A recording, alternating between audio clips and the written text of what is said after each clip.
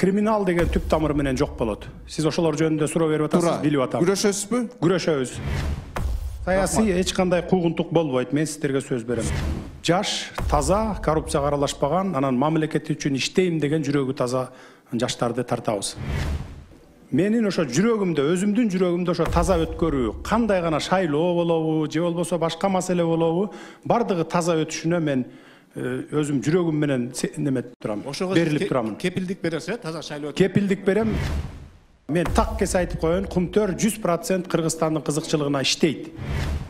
Бири-бирин кайталаган министрликтерди же болбосо жанагы департамент, комитет, агентство дейбизби, ошолорду кыскартып компоновать этебиз. Мен бардык күчүмдү, мамлекеттин күчүн коррупцияны жок кылганга, түп тамыры менен жок кылганга күчүмдү жумшаймын. И ошону аягына чыгарамын. Мен сиздерге сөз берем. 3 күндөн кийин кетмей болду, тараңыздар деп элди таратканбыз. Андан бери 10 күн өттү. 10 күн, 7-8 күн өтүп калбадыбы мына. Анан эми азыр барып ошол келишимге келишибиз керек деп мен сунуш кылам. Анан кандай чечим кабыл алат, ал президенттин өзүнөн. Так кес айтпадыңыз беле, камалат депчи, кылмыш иши козголдубу азыр? Билбейм, аны мен ага чейин жете элекмин. Мына момундай неме менен жүрбөйбүзбү? Ушундай башаламандык менен жүрөбүз, ага мен жете элекмин. Эгерде сөзсүз түрдө кылмыш иши козголот, күнөөсү болсо камалат.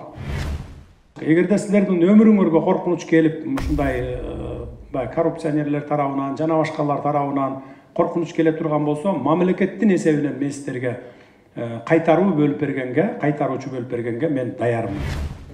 Убада бергенбиз. Кудай буюрса, мына бүгүнкү күндөн баштап улуту деген графа кирип атат. Мына мен кечээ күнү ошо 2 күндүк ишимде ушуну чечтим. Улуту деген графа. Маган келген инвестор, мына сенин мамлекеттин бюджетине монча пайда болот, моуну иштетем, мага мынча пайда болот деп прозрачно келсе, болду, ошол сөзсүз түрдө ошол жерден жардам беребиз, кучагыбызды жайып тосуп алабыз.